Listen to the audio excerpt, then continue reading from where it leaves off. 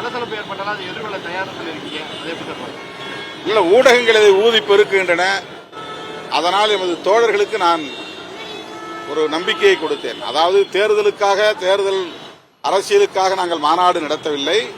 மாநாடு உண்மையிலேயே பாதிக்கப்பட்ட கண்ணீர் மல்க இன்றைக்கு கோரிக்கை வைக்கிற தாய்மார்களின்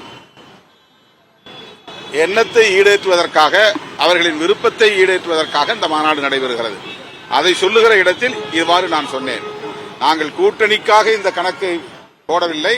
கூட்டணியில் விரிசல் ஏற்பட்டாலும் கூட அதை எதிர்கொள்ள வேண்டும் நாம். ஆனால் இந்த நோக்கத்தில் உறுதியாக இருக்க வேண்டும் என்று சொன்னேன். இப்ப முதல்வருக்கு நேர்ல அழைப்பு கொடுக்குறீங்க, ஏன் மற்ற கட்சிகளுக்கு நேர்ல அழைப்பு கொடுக்க? நாங்க இன்னைக்கு பார்க்கும்போது இந்த தேசிய ஆதரவு வழங்க வேண்டும் என்பதுதான்.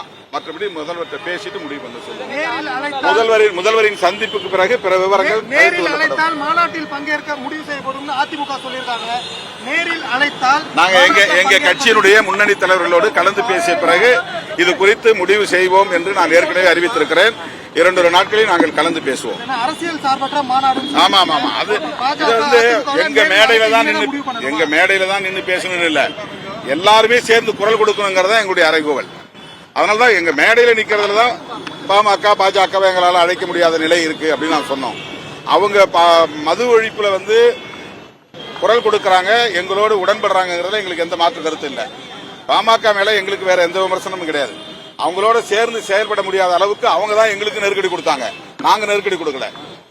எங்களுக்கு ஏற்பட்ட பாதிப்புகளோடு தான் நாங்க அவங்களோட கை கோர்த்தோம், 5 ஆண்டுகள் பயணம் செய்தோம்.